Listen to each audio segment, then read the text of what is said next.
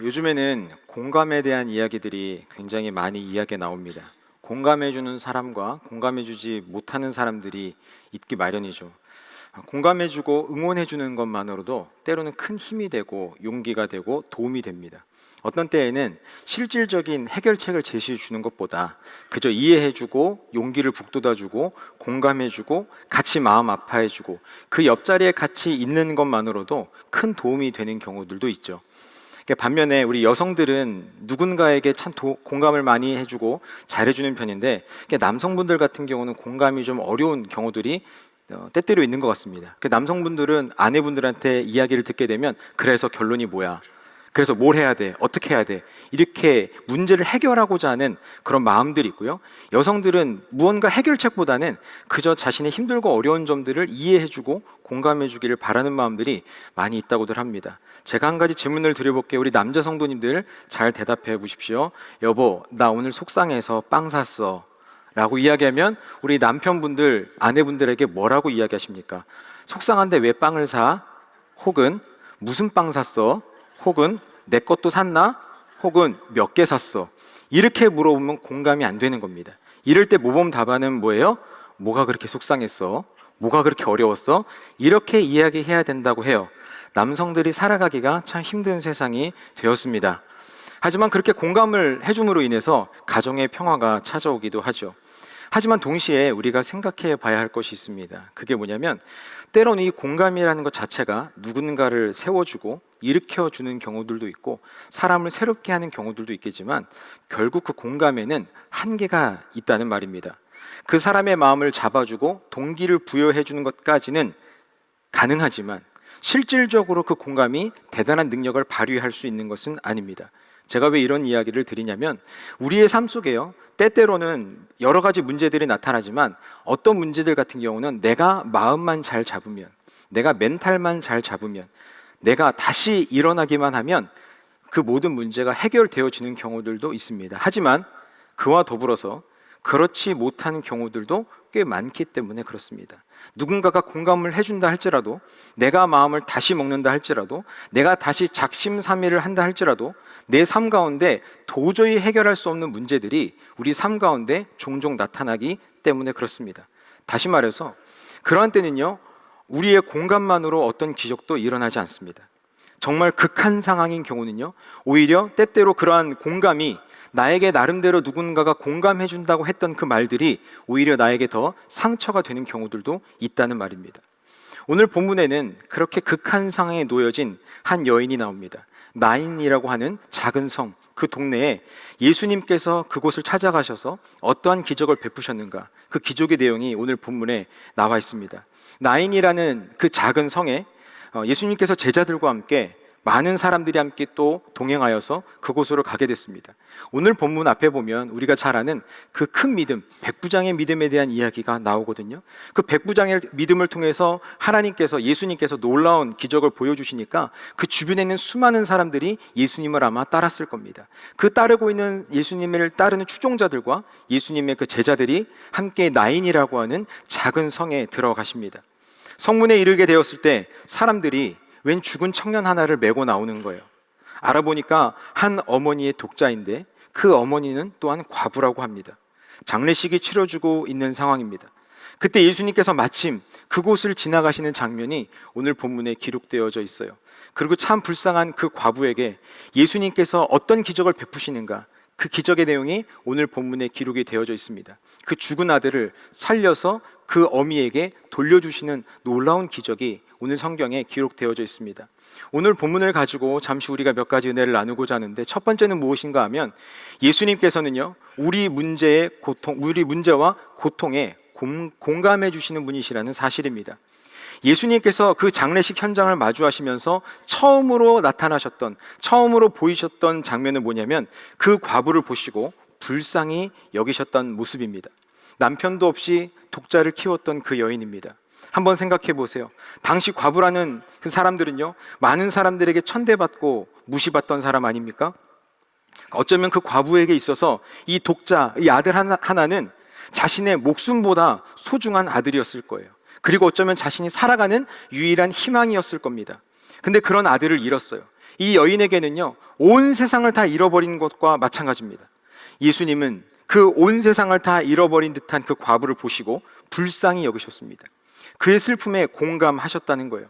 이 자리에 있는 성도 여러분, 예수님은요, 우리의 슬픔과 고통, 그리고 아픔, 우리가 당하는 고난에 대하여서 예수님은 공감하시는 분이라는 사실을 믿으시기를 바랍니다. 어떻게 예수님께서 우리의 그 아픔에, 우리가 당하는 그 시험에 공감하실 수 있는가? 왜냐하면 예수님도요, 인간의 모습을 입고 이 땅에서 사셨기 때문에 그래요. 예수님도 우리와 같이 동일하게 시험을 받아보신 분이기 때문입니다. 히브리서 4장 15절에 이렇게 말씀합니다. 우리에게 있는 대제사장은 우리의 연약함을 동정하지 못하실 리가 아니요 모든 일에 우리와 똑같이 시험을 받으신 이로되 죄는 없으시니라. 아멘. 예수님도 시험을 당해보셨어요. 물론 예수님은 말씀으로 그 시험을 이겨내셨죠. 예수님은 승리하셨죠. 하지만 우리의 연약함에 대하여, 우리가 받는 그 고난에 대하여, 우리가 힘들어하는 그 상황에 대하여 충분히 예수님도 공감하신다는 겁니다. 오늘 본문 외에도 성경 곳곳을 보면 예수님께서 많은 상황에 대하여, 많은 사람들에 대하여 공감하시고 같이 슬퍼하시는 장면이 있죠. 이것을 통해서 우리는 예수님은 완전한 신이시면서 또한 동시에 완전한 인간이시라는 것을 우리에게 보여주고 있습니다. 이것은 단지 예수님이 어떠한 분인가, 예수님이 신성도 있고 인성도 있다, 이것만을 우리에게 가르쳐 주시기 위해 성경을 기록한 것은 아닙니다. 우리의 삶 속에서, 이 성경을 읽는 많은 사람들이 삶 속에서 시험을 당해 넘어지고 고통 가운데 있을 때, 힘들어하고 있을 때, 혹은 신앙의 슬럼프가 찾아왔을 때, 그런 우리의 연약함을 예수님께서 바라보시고 그 슬픔과 아픔에 대해 충분히 공감하시고 동정하시며 그 예수님이 우리에게 실질적으로 찾아오신다는 말씀을 우리에게 주시는 겁니다. 함께하는 성도 여러분, 우리 예수님은 우리의 모든 상황에 공감하시며 또한 같은 아픔과 슬픔으로 우리의 기도를 들으시는 줄로 믿으시기를 바랍니다. 두 번째로는요, 이러한 공감만으로는요, 앞서 말씀드렸던 것처럼 어떠한 능력도 나타나지 않습니다. 앞서 말씀드렸던 것처럼 작은 일일 경우, 내가 마음만 고쳐먹으면 되는 경우, 그럴 경우는 때로는 공감만으로 그 사람을 다시 일으켜 세워줄 수 있습니다. 용기를 줄 수 있고 다시 도전하는 인생을 만들어줄 수는 있습니다. 그런데 오늘 우리가 읽었던 이 본문에 나와 있는 것처럼 이 아들이 죽은 상황입니다. 죽음에게 아들을 빼앗겼어요. 이 상황은 어떠한 말로 여러분 위로가 될 수 있겠습니까? 어떠한 말이 그녀에게 위로를 줄 수 있을까요? 우리가 때때로 쉽게 할 수 있는 말이 있는데 그 말은 뭐냐면 하나님께서 다 뜻이 있으셔서 그러실 거예요. 이런 이야기들을 할 수가 있을 겁니다. 물론 내용 자체는 정답입니다. 팩트죠. 하나님께서 물론 뜻이 있으셔서 그러셨을 거예요. 그러나 과연 이 말이 이 여인에게 어떤 위로가 되겠습니까? 어쩌면 차라리 아무 말도 하지 않는 편이 나을 수도 있을 겁니다. 작년 한 해 힘들고 어려웠던 일들 중에 하나가 자녀를 잃은 슬픔을 가진 부모님을 신방할 수밖에 없는 그런 상황이 놓여졌습니다. 갔을 때 우리가 하나님의 말씀을 전해야 되는데 어떠한 위로의 말도 할 수가 없겠더라고요. 똑같이 자녀를 키우는 부모의 입장으로 생각해 보았을 때 과연 이분에게 어떠한 말이 위로가 될 수 있을까? 아무 말도 할 수가 없었습니다. 이 자리에 있는 성도 여러분, 때론 우리가 마음을 다해 공감하고 그 공감을 통해서 우리가 이야기를 통해 그들에게 위로한다 할지라도 여러분 그 말 자체가 어떠한 역사도 기적도 만들어낼 수 없습니다. 그런데 여러분, 예수님은 다르십니다. 예수님은 그 여인의 고통에 공감하셨을 뿐만 아니라 그 여인의 슬픔을 기쁨으로 바꾸실 수 있는 전지전능한 하나님이시기도 하다는 말씀입니다. 예수님에게는 그럴 능력이 있으십니다. 우리에게는 말 한마디로 그의 고통을 다 담을 수 없고 그에게 위로할 수 없지만, 그러나 우리 예수님은 말씀 한마디뿐만 아니라 그에게 공감할 뿐만 아니라 실질적으로 우리의 슬픔과 아픔을 기쁨으로 바꾸실 수 있는 분이시라는 사실입니다. 그래서 여러분, 우리가 기억해야 될 것은요, 예수님은 우리의 슬픔과 아픔에 공감하실 뿐만 아니라 그 공감을 넘어서서 기적을 베푸시고 우리의 현실적인 삶에 오셔서 슬픔을 기쁨으로 바꾸실 수 있는 그러한 전능하신 하나님이라는 사실입니다. 예수님은요, 이 죽은 청년의 시체를 담은 관에 다가가 손을 대십니다. 그리고 선포하십니다. 청년아, 내가 네게 말하노니 일어나라. 말씀하시고 선포하세요. 온 생명의 주관자가 되시는 예수님께서, 생명의 예수님께서 사망으로 인하여 생명을 잃은 자에게 말씀하시고 선포하십니다. 생명이 있는 예수님으로부터 생명을 잃은 자에게 하나님의 말씀이 선포가 됩니다. 성도 여러분, 예수님의 선포로 인하여, 예수님의 명령으로 인하여 죽었던 청년이 살아납니다. 청년에게 생명을 주셨을 뿐만 아니라 죽음에게 아들을 빼앗겼던, 독자를 빼앗겼던 그 과부에게 아들을 되찾아 주십니다. 죽음으로 인하여서 독자를 빼앗겼던 그 과부에게, 생명을 빼앗겼던 과부에게, 자신의 모든 것을 빼앗겼던 그 과부에게 모든 것을 되찾아 주십니다. 우리 예수님은 그런 분이십니다. 생명의 주관자이며 결핍이 아닌 충만한 분, 빼앗긴 것을 찾아주시는 분. 생명을 잃었던 청년이 예수님을 만나 생명을 되찾았습니다. 아들을 잃었던 과부가 예수님을 만나 아들을 되찾았습니다. 세상의 모든 것들을 잃었던 한 여인이 세상의 모든 것을 다시 되찾았습니다.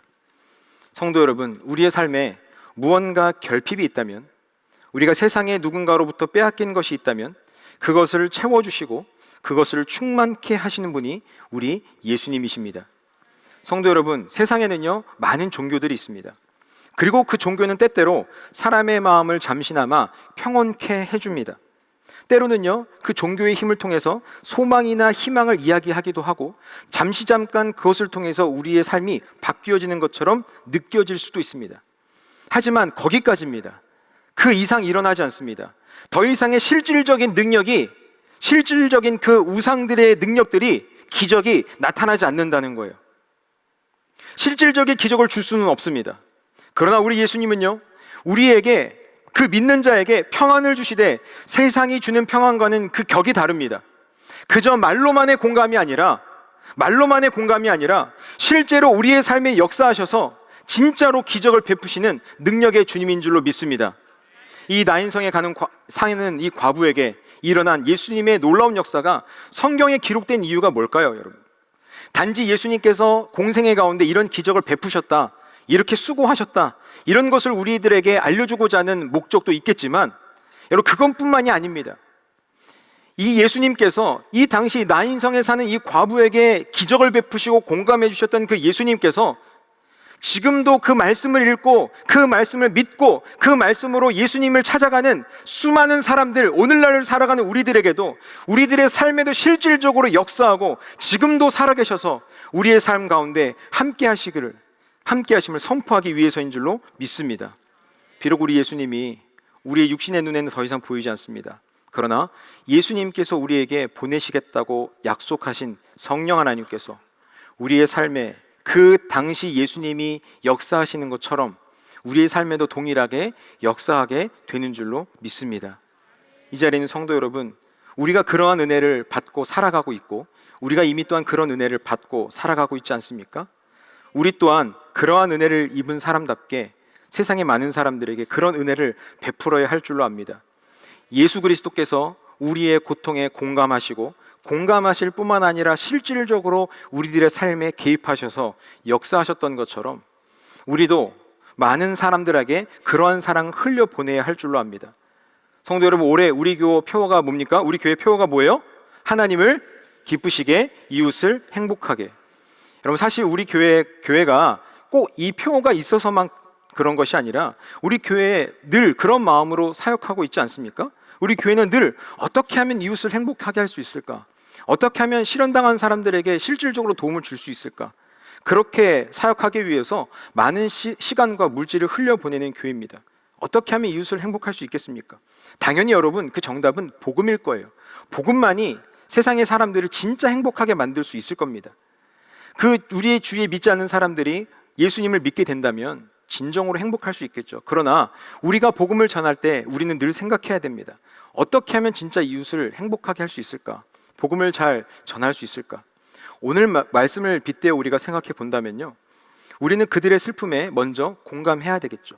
물론 우리가 하나님을 믿는 믿음으로 우리는 평안한 마음을 누리고 있다 할지라도 하나님을 믿지 않는 사람이 힘들어하고 고통받고 있는 그 상황을 우리가 바라보면서 우리가 그들의 삶 가운데, 어려움 가운데 우리가 공감해 줄 수 있어야 합니다.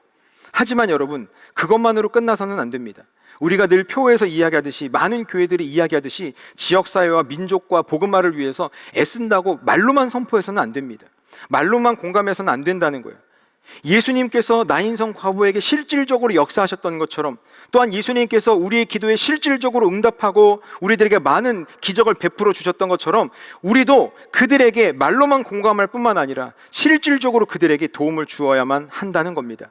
이제는 성도 여러분, 우리 교회가 심리 프로젝트를 하죠, 글로리에서 놀자를 하죠, 플리마켓들도 하죠, 지역 주민들을 위해서 많은 교회 행사들을 하고 있습니다. 여러분, 사실 이 사역들이 우리 교회 성도들을 만족시키기 위한 그런 사역은 솔직히 아니잖아요. 오히려 성도님들이 많이 피곤하고 지치고 성도님들의 헌신이 요구되어지는 사역들입니다. 그러나 우리가 이 사역을 왜 합니까? 지역에 있는 이웃들에게 진짜 이웃들에게 필요한 것들을 실질적인 공급을 하기 위해서입니다. 말로만 우리가 지역 주민들을 사랑한다고 말하는 것이 아니라, 말로만 우리가 이 처인구에 살아가고 있는 이웃들을 사랑한다고 하는 것이 아니라, 실질적으로 그들에게 사랑을 베풀기 위해서, 예수님께서 실질적으로 역사하셨듯이 우리도 실질적으로 그들에게 베풀기 위해서 이런 사역들을 감당하고 있는 것 아닙니까? 오늘 우리가 또 단기 선교팀 파송 예배를 드리게 되는데요, 이 선교팀이 캄보디아에 가서, 선교지에 가서 무엇을 합니까? 복음을 전하겠죠. 하지만 복음만 전하지는 않을 거예요. 그 지역에 있는 아이들을 품고 그 지역에 있는 아이들에게 예수님의 사랑을 전하기 위해서 많은 것들을 준비하고 있을 거라고 생각이 되어지고 있습니다. 실질적으로 도움을 주는 겁니다. 여러분, 우리가 어쩌면 실질적인 도움을 주고 때로는 먹을 것을 나눠주고 하지만, 이것을 통해서 우리는요, 예수 그리스도의 사랑을 그들에게 보여주는 겁니다. 보이지 않는 하나님이지만 그들에게 하나님을 보여주는 거예요. 야고보서 2장 15절에서 16절 말씀입니다. 만일 형제나 자매가 헐벗고 일용할 양식이 없는데 너희 중에 누구든지 그에게 이르되 평안히 가라, 덥게 하라, 배부르게 하라며 그 몸에 쓸 것을 주지 아니하면 무슨 유익이 있으리요?